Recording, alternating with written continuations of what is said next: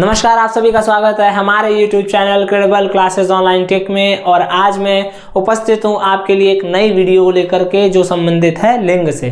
जी हाँ दोस्तों, आज का हमारा जो पाठ है वो है लिंग। आज हम पढ़ने वाले हैं लिंग।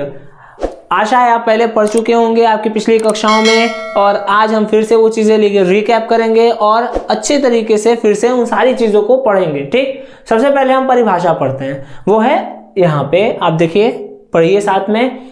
लिंग किसे कहते हैं? तो परिभाषा है कि शब्द के जिस रूप से यह जाना जाता है कि वर्णित वस्तु या व्यक्ति पुरुष जाति है या स्त्री जाति, उसे लिंग कहते हैं। ठीक, शब्द के जिस रूप से हमें यह ज्ञान हो कि जो भी वर्णित वस्तु है या व्यक्ति है वह पुरुष है या स्त्री है।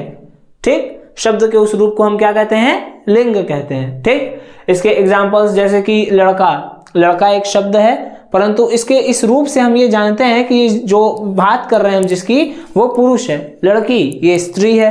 ठीक, और आगे पढ़ते हैं लिंग के प्रकार की ओर। ठीक है, तो मैंने यहाँ पे एक चार्ट बनाया हुआ है, आप देख सकते हैं, ये लिंग के प्रकार हैं। क्या है? लिंग के प्रकार।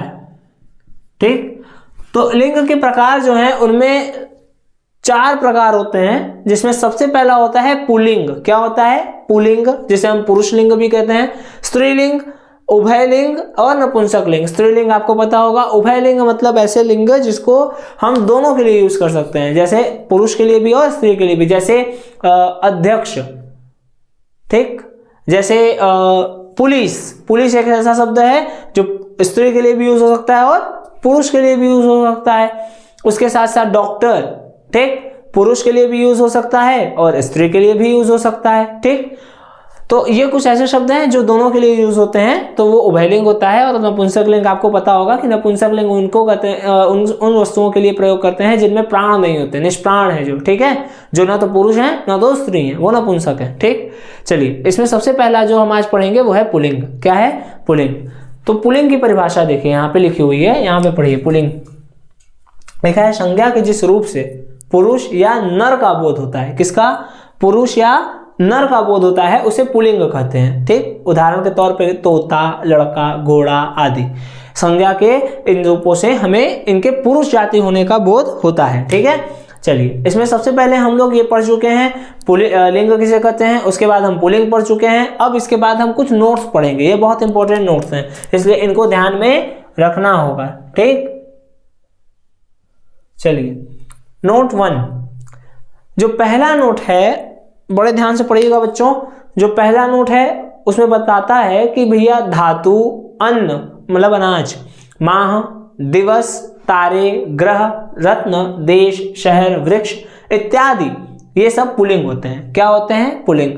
जैसे अगर हम धातु का नाम बताएं जैसे लोहा, तो ये पुल्लिंग है। अन्न का नाम बताएं जैसे अन्न के नाम में जैसे गेहूं, तो पुल्लिंग है। दिवस सोमवार, तारे कोई तारे का नाम, उसके बाद ग्रह किसी भी ग्रह का नाम जैसे बृहस्पति, रत्न पन्ना, देश भारत, शहर वाराणसी, वृक्ष बरगद इत्यादि, ये सब क्या है? पुल्लिंग है। परंतु इनमें कुछ अपवाद होते हैं। क्या होते हैं दोस्तों? अपवाद होते हैं। ठीक, अपवाद का मतलब एक स्पेशल केस होती है, एक स्पेशल परिस्थिति होती है।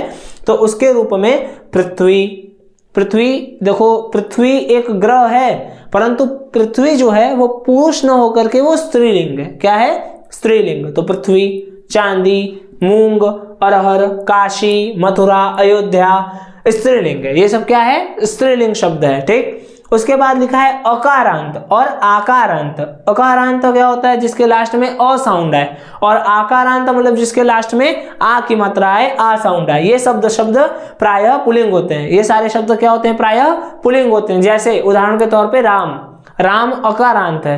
क्रोध और समुद्र ये सब अकारांत है। ठीक है, इन सब के लास्ट में अ आएगा। राम अ आ रहा है ना, क्रोध ध आ रहा है, अ आ रहा है, समुद्र अ आ रहा है, तो ये सब अकारांत है। तो जितने अकारांत शब्द होते हैं वो पुल्लिंग होते हैं। उसके साथ साथ आकारांत जैसे चीता, घोड़ा, कपड़ा आदि, ये सब पुल्लिंग होते हैं। ठीक, उसके बाद आते हैं वे भाववाचक संज्ञाएं जिनके अंत में आधा त व य होता है, वे पुल्लिंग होते हैं। ठीक है, आप ध्यान से इस पे पढ़िए और मिलाते रहिएगा कि वे भाववाचक संज्ञाएं जिनके अंत में त्व व य होते हैं वो पुल्लिंग होते हैं। जैसे गुरुत्व, देखिए लास्ट में आधा त आया है ना, गौरव लास्ट में वो आया है, शौर्य लास्ट में य आया है, तो ये सब क्या होंगे? पुल्लिंग होंगे। क्या होंगे दोस्तों? पुल्लिंग होंगे। उसके बाद लास्ट में एक और नोट है कि जिन शब्दों के अंत में पा, पन, आव, आवा, खाना जुड़े हो वो भी पुल्लिंग होते हैं। ठीक, जैसे बुढ़ापा, पाया, मोटापा, पाया, बचपन, घुमाव, बुलावा, पागल खाना, तो जिनके लास्ट में ये सभी चीजें आएंगी, ये सभी शब्द आएंगे, वो सब क्या कहलाएंगे? पुल्लिंग कहलाएंगे। मैं हट जाता हूं, आप स्क्रीनशॉट ले लीजिए। ठीक है, तो आज हम पुल्लिंग पढ़ चुके हैं। पुल्लिंग को हमने इस वीडियो में एकदम अच्छे से समझा दिया, क्लियर कर दिया। अब आप जाकर के एक्सरसाइज सॉल्व कीजिए और पुल्लिंग से संबंधित प्रश्नों के हल बड़े आसानी से अब आप करने में समर्थ होंगे। ठीक, आप वीडियो को फिर से देखिएगा, रिवाइंड करके चीजों को समझिएगा। जो ना समझ में आए आप कमेंट बॉक्स में आप कमेंट कर सकते हैं। ठीक है, और मिलते हैं अपने अगले वीडियो में, तब तक के लिए धन्यवाद।